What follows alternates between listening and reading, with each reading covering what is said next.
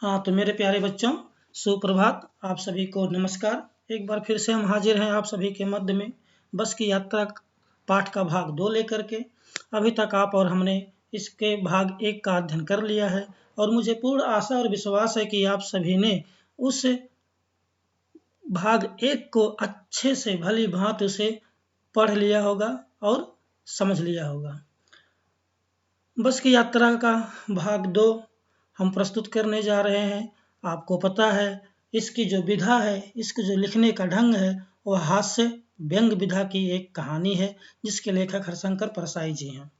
अभी तक आपने और हमने पढ़ा कि एक पूना से सतना तक की यात्रा करने के लिए लेखक जब बस अड्डे पर पहुंचते हैं तो वहाँ पर जिस बस के माध्यम से वो अपना सफ़र शुरू करना चाहते हैं उसके बारे में लोगों ने उन्हें आगाह किया और उसके उपरांत जब उन्होंने अपनी यात्रा प्रारंभ की तो उस बस के बारे में उन्होंने एक व्यंग के माध्यम से अपनी उस यात्रा का रोचक वर्णन किया हुआ है। मेरे प्यारे विद्यार्थियों, यहाँ तक का पाठन और वाचन आप और हमने किया था। अब चलिए हम चलते हैं इसके भाग 2 के मूल पाठ की ओर। एक बार फिर हम आप सभी से आग्रह करेंगे कि आप सभी की नज़रें स्क्रीन पर हो रहेंगी तो आप इसे भली भांति देख, सुन और समझ पाएंगे। चलिए शुरू करते हैं। अब हम एक पंक्ति से पंक्ति तक का वाचन करते जाएंगे और आप लोग उसे ध्यानपूर्वक कर्सर के माध्यम से उसे देखते जाएंगे। चलिए शुरू करते हैं। बस की रफ्तार अब 15 से 20 मील हो गई थी। मुझे उसके किसी हिस्से पर भरोसा नहीं था। ब्रेक फेल हो सकता है, स्टीयरिंग टूट सकता है। प्रकृति के दृश्य बहुत लुभावने थे। दोनों तरफ हरे भरे पेड़ थे जिन पर पक्षी बैठे थे। मैं हर पेड़ को अपना दुश्मन समझ रहा था। जो भी पेड़ आता डर लगता कि इससे बस टकराएगी। वह निकल जाता तो दूसरे पेड़ का इंतजार करता। झील दिखती तो सोचता कि इसमें बस गोता लगा जाएगी।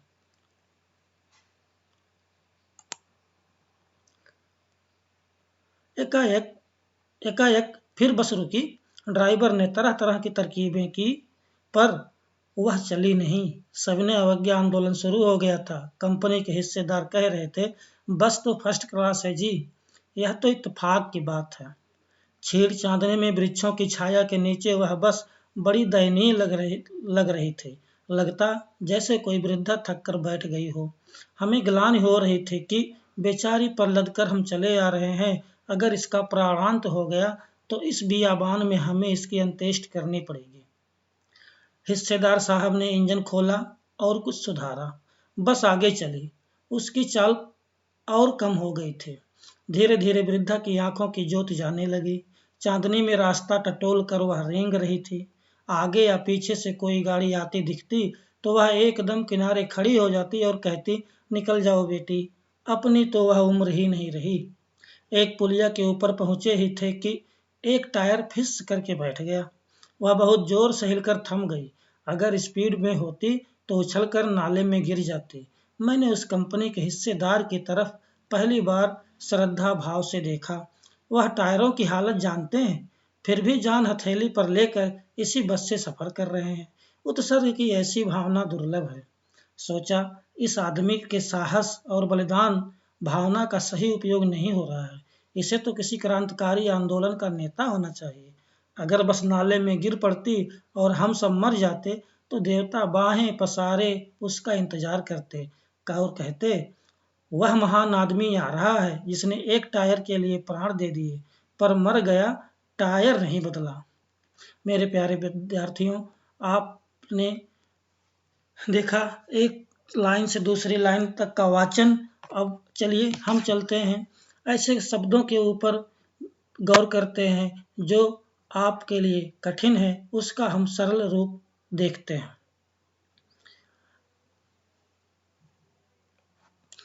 आगे लेखक हरिशंकर परसाई जी कहते हैं कि बस की चाल पहले तो बहुत धीमी थी, अब उसकी चाल कुछ बढ़ गई। कितनी हो गई? 15 से 20 मील हो गई थी। मील मेरे प्यारे बच्चों, मैंने पहले बताया कि जो मील दूरी का एक मात्रक है, अगर हम उसे किलोमीटर की नज़र में देखें तो एक मील में 1.609 किलोमीटर होता है। वो कहते हैं कि मुझे उसके किसी हिस्से पर भरोसा नहीं था। ब्रेक फेल हो सकता है, स्टीयरिंग टूट सकता है। लेखक कहते हैं कि उस बस को देख करके मुझे उसके किसी भी हिस्से पर भरोसा ही नहीं था। मुझे ऐसा लगता था कि ब्रेक कभी भी फेल हो सकता है, स्टीयरिंग टूट सकता है। लेकिन प्रकृति के दृश्य बहुत लुभावने थे। जो पेड़ पौधे थे वो बड़े हरे भरे थे। फिर भी उन पेड़ों को लेखक अपना दुश्मन समझ रहा था। क्यों? क्योंकि उन्हें डर लग रहा था कहीं ऐसा ना हो कि स्टीयरिंग टूट जाए और बस किसी पेड़ से जा करके टकरा जाए। यही डर उन्हें बार बार सता रहा था, इसलिए लेखक हर पेड़ को अपना दुश्मन समझ रहा था। और उनको ऐसा लगता था कहीं ऐसा ना हो कि स्टीयरिंग या ब्रेक फेल हो जाए और यह गाड़ी झील में गोता लगा जाए। झील में गोता लगाना का मतलब होता है डुबकी लगाना। स्विमिंग पूल में आप लोग देखते होंगे, बड़े बड़े से स्विमिंग पूल ऐसे भी होते हैं जिस पर लोग ऊंचाई से जा करके कूदते हैं, उसे हम बोलते हैं गोता लगाना। लेकिन यहाँ पर गोता लगाने का अर्थ है कि बस का किसी भी खाई में गिर जाना, किसी भी झील में जा करके गिर जाना। अब वो कहते हैं कि बस आगे फिर जाके रुक गई। ड्राइवर ने तमाम तरकीबें की, तरकीबें मतलब आपको पता है उपाय, पर वह चले नहीं। अब लेखक को ये लग रहा है कि अब सविनय अवज्ञा आंदोलन शुरू हो गया। सविनय अवज्ञा आंदोलन से आप परिचित होंगे, हमने पहले भाग में बताया था। सविनय अवज्ञा आंदोलन 6 अप्रैल 1930 को प्रारंभ किया था। किसने? गांधी जी ने। कौन सी घटना थी वो? नमक सत्याग्रह आंदोलन। जिस दिन दांडी मार्च उन्होंने शुरुआत किया 12 मार्च से, और जिस दिन वो नमक बनाए 6 अप्रैल 1930 को, उस दिन से सविनय अवज्ञा का आंदोलन शुरू हो गया था। यहाँ पर कभी भी लेखक भी उसी की तुलना सविनय अवज्ञा आंदोलन से कर रहे हैं। अब वो कहते हैं कि बस की ऐसी हालत देख करके हिस्सेदार साहब के मन में थोड़ी सी भी कोई भी पश्चाताप नहीं है, बल्कि वो तो बस की तारीफ ही कर रहे हैं। बस तो फर्स्ट क्लास है जी, यह तो इत्तेफाक की बात है। हिस्सेदार साहब का मतलब यह है कि बस में कोई कमी नहीं है। संजोग एक है कि बस रुक गई है या बस इस तरह से चल रही है। एक शब्द और गौर करिएगा बच्चों, यहाँ पर छेड़ चांदनी दिया हुआ है। छेड़ का अर्थ होता है कम, और चांदनी मतलब चांदनी रात। जब कोई भी रात हो और उसमें चंद्रमा की किरणें हल्की हल्की आ रही हो तो उस दृश्य को हम बोलते हैं छेड़ चांदनी। अब वो लेखक परसाई जी कहते हैं कि छेड़ चांदनी के दृश्य में बस ऐसे लग रही थी जैसे कोई वृद्धा थक कर बैठ गई हो। उसकी दशा बड़ी ही दयनीय लग रही थी और लेखक को इस बात पर ग्लानि हो रही थी। ग्लानि ऐसा शब्द है जैसे कभी कोई ऐसा कार्य जिससे आपको और हमें शर्मिंदगी झेलना पड़े, उस भाव को हम बोलते हैं ग्लानि। आप मानिए कि घर में आपने कोई चीज मम्मी या पापा से चोरी से की और बाद में वो चीज पकड़ ली जाती है, तो उस समय जो आपके मन की भावना होगी, उस भावना का नाम होता है, कहते हैं अगर इसका प्राणांत हो गया तो इस बियाबान में। प्राणांत में दो शब्द मिलकर के बने हैं। यह एक यौगिक शब्द है। यहाँ पर एक शब्द है प्राण और एक शब्द है अंत, और दोनों के मिल करके एक नया शब्द बना प्राणांत, मतलब प्राणों का अंत अर्थात जान जाना। अब वो कहते हैं कि अगर इस बियाबान मतलब सुनसान, इस सुनसान जगह पर अगर इस बस की प्राणांत हो जाए तो इसकी अंत्येष्टि, अंत्येष्टि मतलब आप समझते हैं कि उसे की अंत्येष्टि करना पड़ेगा, अर्थात उसका क्रियाकर्म यहीं पर करके जाना पड़ेगा। हिस्सेदार साहब ने इंजन खोला, कुछ सुधारा, बस फिर चल पड़ी, लेकिन उसकी चाल कम हो गई थी। अब वो कहते हैं बस की चाल तो कम हो गई, लेकिन बस जैसे तैसे करके चल रही थी। अब आगे क्या होता है कि वृद्धा के आंखों की ज्योत जाने लगी। वृद्धा यहाँ पर क्या है? वृद्धा मतलब वह बस, लेकिन यहाँ पर बस की तुलना लेखक ने एक वृद्धा से किया है। बस निर्जीव है, इसीलिए यहाँ पर लेखक ने कल्पना के माध्यम से उसे एक महिला का रूप दिया। इस पूरी प्रक्रिया को हम बोलते हैं या साहित्य के क्षेत्र में इसे कहा जाता है मानवीकरण करना। मानवीकरण मतलब क्या हुआ कि बस निर्जीव है और उसकी आंखों की ज्योत जाने का अर्थ क्या होगा? आंखें तो सजीव की होती हैं, तो यहाँ पर उस निर्जीव में सजीव के जैसे कल्पना की गई, इसलिए यहाँ पर मानवीकरण है। आगे आप अलंकारों के माध्यम से आप मानवीकरण अलंकार भी पढ़ेंगे, तब हम इसका जिक्र आगे और भली भांति करेंगे। तो यहाँ पर वृद्धा की आंखों की ज्योत जाने लगी से तात्पर्य यह है कि जो बस की लाइट थी, उसकी जो लाइट थी वह अब कमजोर हो रही थी। चांदनी रास्ता में टटोल कर वह रेंग रही थी। रेंगने का अर्थ होता है धीमे धीमे गति से चलना। चांदनी रात में टटोलने का अर्थ है यहाँ पर मेरे प्यारे बच्चों यह है कि आप ऐसा सोचिए कि आप किसी कमरे में बैठे हुए हों और ध्यान मग्न होकर के पढ़ रहे हों और अकस्मात आपकी लाइट चली जाती है, तो उस समय आपके सामने एकदम अंधेरा होता है और आप टटोल करके अपनी लाइट या दूसरी लाइट ढूंढते हैं। उस दृश्य को बोला जाता है टटोलना। आगे लेखक कहते हैं कि जब कोई गाड़ी आती दूर से तो बस बेचारी एक किनारे खड़ी हो जाती और कहते निकल जाओ बेटी, अब तो हम बूढ़े हो गए, बूढ़ी हो गई हैं, हमारी आंखों में उतनी ज्योत नहीं रही जो तुम्हारी है। कहने का अर्थ यहाँ पर लेखक का यह है कि बस का जो ड्राइवर था वह जब कोई भी गाड़ी आते देखता तो उसे किनारे लगा लेता, जिससे कि किसी को कोई भी हानि ना पहुंचे और बस सही सलामत आगे निकल सके। एक पुलिया के ऊपर पहुंचते ही एक टायर फिस करके बैठ गया। फिस करके बैठ गया मतलब टायर पंचर हो गया और बस बहुत जोर से हिलकर थम गई। अब लेखक आगे कहते हैं कि अगर स्पीड में होती तो उछलकर नाले में गिर जाती, और इसीलिए वो कहते हैं कि मेरे मन में पहली बार हिस्सेदार साहब के प्रति कौन से भाव उठे? श्रद्धा के भाव। श्रद्धा का भाव हमने पहले ही बताया था, किसी के प्रति पूज्य भाव होना। लेकिन यहाँ पर एक बात है कि श्रद्धा के भाव क्यों जगे? क्योंकि अगर बस की स्पीड तेज होती और टायर पंचर हुआ होता तो बस कहाँ जाती? नाले में गिर जाती, और उसका क्या परिणाम होता वो तो आप कल्पना कर सकते हैं। इसीलिए लेखक के मन में हिस्सेदार साहब के प्रति श्रद्धा का भाव जागृत हुआ।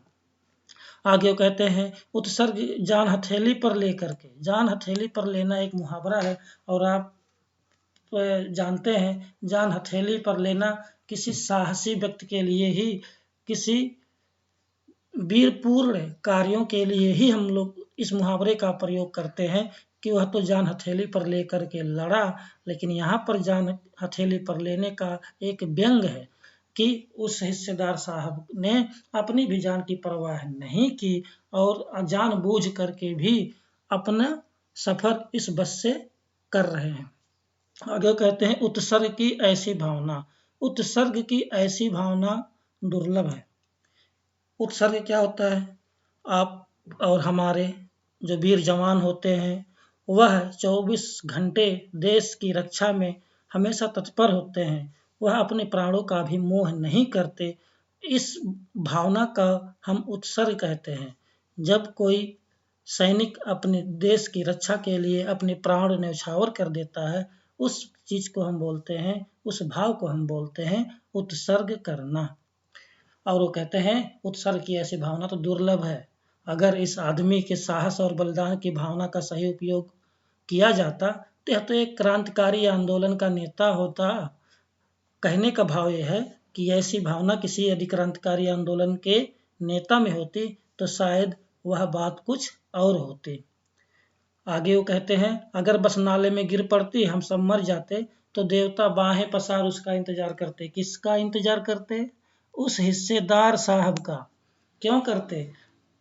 क्यों करते? वह इसलिए करते कि यह बहुत ही महान आदमी है, महात्मा है, महान है आत्मा जिसकी महात्मा।